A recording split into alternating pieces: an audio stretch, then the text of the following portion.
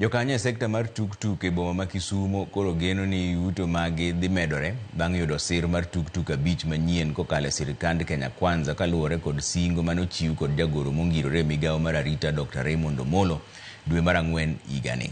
Chiwono en achiel kuom chenro mag sirikand Kenya Kwanza mar jolo ahinya to jende e yor ohala kendo medo negi nafas mag tije pacho kaendi.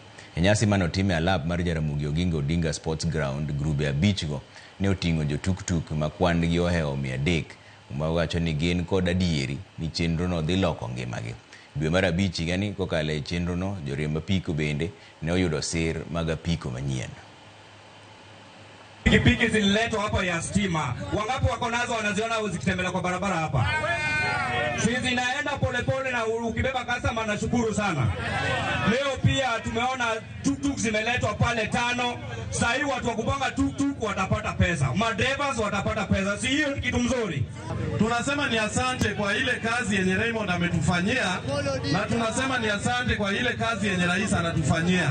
Hii sekta yetu ya tuk-tuk iko na vijana wengi na bado tuko tayari vijana wengi waje waingie hapa ndani tufanye kazi pamoja, at least kila mtu apate venye anaweza pata riziki yake. Ngone rais marwa erokamano kumiene jatelo mondo biyo ground mondo par yude keshude wadwaro tich majaden part of tich kochakore kawuono wadhi ndiko drepe 5 tich do mano omedore.